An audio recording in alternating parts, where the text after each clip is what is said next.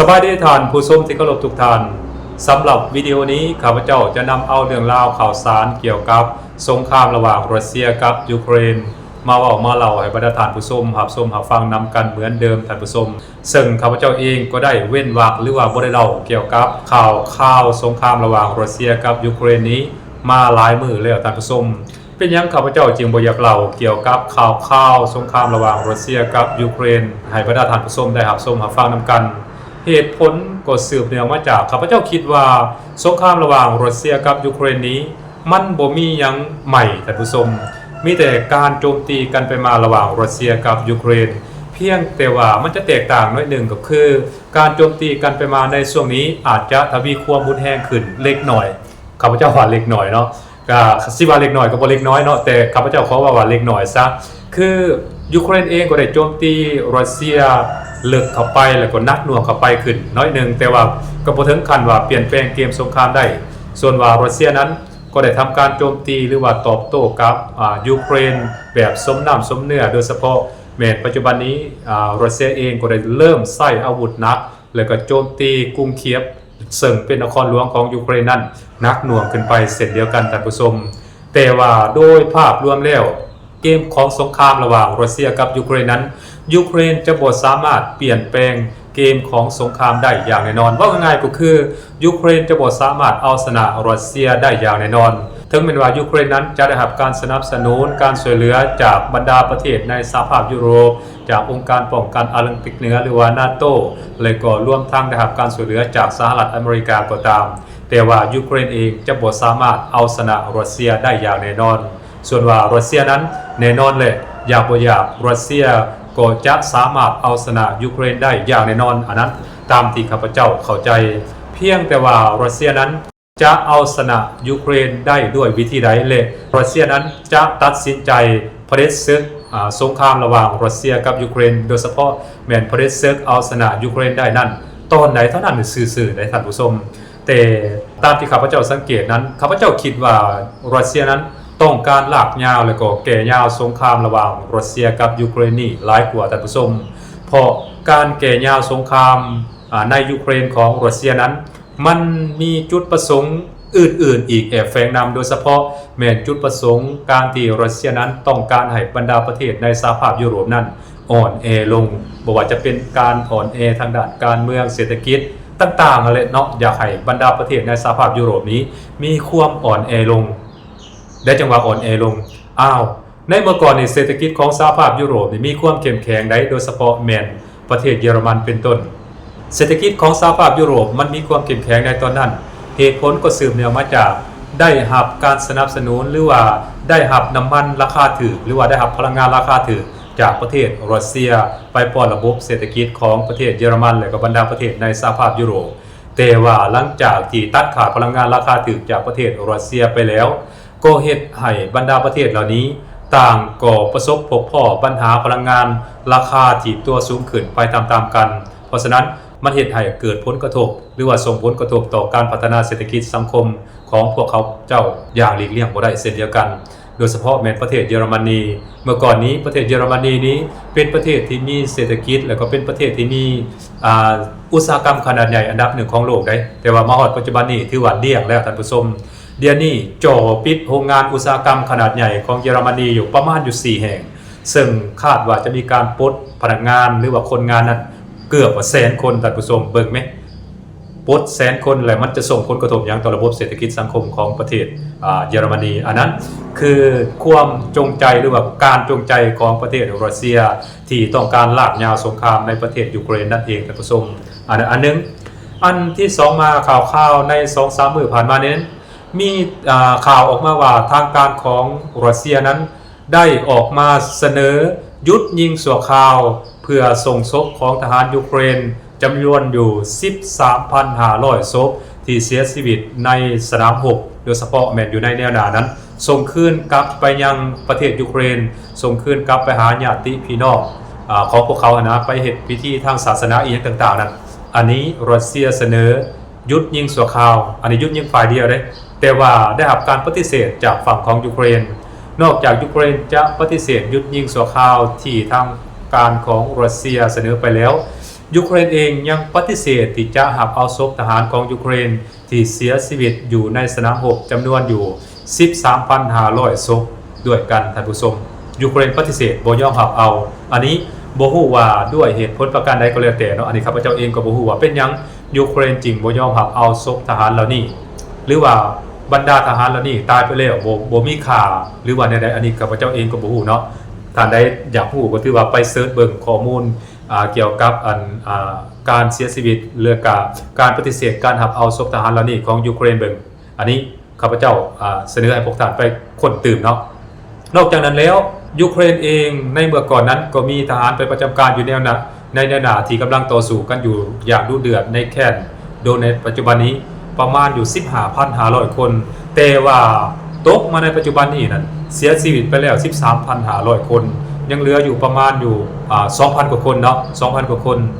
ใน 2,000 กว่าคนนั้นก็แตกทัพหนีทัพบางบ่อนบางคนก็ถือว่าถอยทัพไปนำกองทัพของยูเครนแต่ว่าส่วนร้ายแล้วที่ไปเป็นทหารอยู่ในแนวหน้าโดยเฉพาะแม่ทหารยูเครนนี้ส่วนร้ายแล้วเสียชีวิตท่านผู้ชมซึ่งมันก็ก้มกันข้ามกับคำโฆษณาชวนเชื่อของรัฐบาลเคียฟโดยเฉพาะแมนเซเลนสกี้นั้นออกมาโฆษณาออกมาให้ข่าวยามใดก็มีแต่ว่ายูเครนนั้นได้เปรียบสามารถโจมตีประเทศรัสเซียได้แนวนั้นแนวนี้สามารถเฮ็ดให้รัสเซียนั้นเกิดความเสียหายอย่างหนักหน่วงแนวนั้นแนวนี้และก็กำลังพลของรัสเซียนั้นสูญเสียอย่างหนักยูเครนนั้นสูญเสียประมาณอยู่10-20 คนอันนั้นมักจะได้ยินข่าวมาในลักษณะแบบนั้นจากฝั่งของยูเครนแต่ว่าในความเป็นจริงแล้วนั้นทหารยูเครนเสียชีวิตหลายได้ท่านผู้ชมเสียชีวิตหลายกระดังที่พวกเขาเห็นในข่าวที่ทางการของรัสเซียจะส่งให้ทางการของยูเครนนั้นสูงถึง 13,500 คนท่านผู้ชมในระยะเวลาจ่อๆได้ท่านผู้ชมกองทัพของยูเครนเสียหายอย่างหนักหน่วงและที่สำคัญเวลานี้บ่มีคนยูเครนคนใดที่อยากเป็นทหารอยากไปเป็นทหารประจำการอยู่ในหน้าและต่อสู้กับกองทัพของรัสเซียเวลานี้ทหารยูเครนหรือว่าทางการของยูเครนนั้นจำเป็นต้องไปไล่จับเอาประชาชนของตนเองในถูกขอบแค่แจ้หัวบ่ว่าจะเป็นอยู่ในสนามเด็กเล่นในโรงเรียนโรงหมออย่างต่างๆไปไล่จับเอาประชาชนของตนเองไปเป็นทหารแล้วก็ไปประจำการอยู่ในหน้าเห็นบ่ยูเครนขาดแคลนกำลังพลหลายปานใดท่านผู้ชมลองคิดดูมั้ยจริงเป็นแนวนั้นและเป็นหยังประชาชนยูเครนจึงบ่อยากไปเป็นทหารอยู่ในหน้าเขาบ่อยากไปกับเขาบ่อยากสู้กับกองทัพของรัสเซียเขาฮู้ว่าสู้กับกองทัพของรัสเซียนี่มีแต่ตายกับตายเด้ท่านผู้ชมบ่มีโอกาสที่จะรอดกลับมาเพราะฉะนั้นเขาฮู้ดีว่าไปแล้วเขาอาจจะบ่มีโอกาสรอดกลับมาหาบุคคลอันเป็นที่รักกลับมาหาครอบครัวของพวกเขาเจ้าได้เพราะฉะนั้นจริงบ่อยากไปเห็นบ่มันเป็นอย่างนั้นแต่ทั้งนี้ทั้งนั้นด้วยระบบการปกครองแบบเผด็จการของเซเลนสกี้นะก็ได้ไปไล่จับเอาประชาชนอยู่ในเขตต่างๆนั้นไปเอาปืนจี้เอาไปถูกไปตีเอาเขาก็จำเป็นต้องได้ไปประชาชนส่วนหลายก็บ่สามารถเฮ็ดหยังได้ในระบบการปกครองแบบเผด็จการของเซเลนสกี้นั้นคันเว้าหลายก็ถูกจับถูกผูกถูกข่มขู่เอาชีวิตเด็กเป็นลักษณะแบบนั้นอันนี้คือความเป็นจริงที่มันเกิดขึ้นในประเทศยูเครนอันนั้นคือเกี่ยวกับสงครามระหว่างรัสเซียกับยูเครนเกี่ยวกับการต่อสู้กันว่าง่ายๆบัดนี้เฮามาเบิ่งทัศนคติระหว่างสหภาพยุโรปกับรัสเซียที่มีต่อรัสเซีย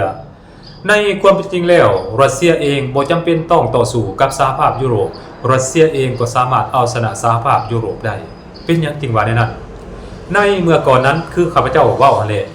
สหภาพยุโรปนี้ได้รับพลังงานราคาถูกไปป้อนหรือว่าไปหล่อเลี้ยงระบบเศรษฐกิจของประเทศตะวันตกโดยเฉพาะแม้ในสหภาพยุโรปเด็ก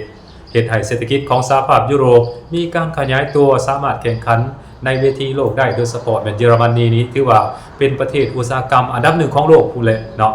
แต่ว่าหลังจากเกิดสงครามระหว่างรัสเซียกับยูเครนในปี 2014 แล้วก็ปี 2022 นั้นยูเครนเองก็ได้ไปยุแย่ให้ประเทศนั้นประเทศนี้โดยเฉพาะเยอรมนีนี้ก็ได้ยุแย่ให้ประเทศเยอรมนีจากรัฐวิศวกรจากรัฐที่เป็นโรงงานผลิตเป็นโรงงานอุตสาหกรรมอย่างต่างๆนี้กลายมาเป็นรัฐแห่งกฎหมายไปแล้วเนาะพยายามออกมาสร้างนิติกรรมอย่างต่างๆมาปกป้องตนเองพยายามความบาดพลังงานราคาถูกจากประเทศรัสเซียเมื่อความบาดพลังงานราคาถูกจากประเทศรัสเซียเป็นในระดับนี้เจ๊งเศรษฐกิจของเยอรมนีเจ๊ง ดิ่งเหวแล้วในเวลานี้อันนึงอันที่2มาบ่ว่าแต่ทางด้านเศรษฐกิจและท่านผู้ชมที่บรรดาประเทศในสหภาพยุโรปกำลังประสบพบพ่ออยู่ในปัจจุบันนี้ทางด้านการเมืองก็เช่นเดียวกันในยุโรปเองก็มีความขัดแย้งมีความเห็นบ่ลงรอยกันได้ว่าอันต้องการต่อต้านรัสเซียหลายประเทศก็บ่ต้องการต่อต้านรัสเซียมีการเจรจาแบบทวิภาคีกับประเทศรัสเซียแต่ว่าเวลาเขาเจ้านั่งประชุมกันในสหภาพยุโรปเขาก็ยกมือเป็นเอกภาพแต่แยกเจรจาแบบทวิภาคีกับรัสเซียยกตัวอย่างว่าตุรกีบ่สโลวาเกียบ่ฮังการีบ่อีหยังประมาณนี้นะอังกฤษบ่สินะอังกฤษก็ยังขอซื้อน้ำมันยนต์จากประเทศรัสเซียอยู่นะเห็นบ่เพราะฉะนั้นถ้าว่าปราศจากพลังงานราคาถูกจากประเทศรัสเซียนี่นะแน่นอนสหภาพยุโรปตายแน่นอนท่านผู้ชมสหภาพยุโรปนี่เดี๋ยวนี้เนี่ยอ่อนแห้งหลายได้บ่ว่าจะเป็นทางด้านเศรษฐกิจการเมืองก็ดีอ่อนแห้งหลายและรัสเซียรอจังหวะรอโอกาสนี่แหละท่านผู้ชมพยายามเลี่ยงสงครามไปเรื่อยๆเพื่อให้บรรดาประเทศในสหภาพยุโรปเหล่านี้ที่ต้องการตั้งตัวเองเป็นศัตรูต่อประเทศรัสเซียตั้งตัวเองเป็นปรปักษ์ต่อประเทศรัสเซียพยายามโฆษณาชวนเชื่อว่าประเทศรัสเซียน่ะเป็นภัยคุกคามต่อประเทศยุโรปประเทศรัสเซียเป็นภัยคุกคามต่อสันติภาพโลกแนวนั้นแนวนี้โอ้ยรัสเซียฟังแล้วหัวขวัญทั้งที่บรรดาประเทศแล้วนี่นะเมื่อก่อนเนี่ยอาศัยพลังงานราคาถูกจากประเทศรัสเซียไปรอเลี้ยงระบบเศรษฐกิจตอนที่เป็นมิตรกับรัสเซียนะรัสเซียก็บริวารใดๆถึงเป็นว่าเป็นศัตรูกันกะยาตอนนี้รัสเซียเองก็ยังเปิดกว้างพร้อมที่จะขายพลังงานราคาถูกให้กับบรรดาประเทศแล้วนี่แต่พวกเขาปฏิเสธเองพวกเขายอมที่จะซื้อพลังงานราคาแพงจากตะวันออกกลางจากสหรัฐอเมริกา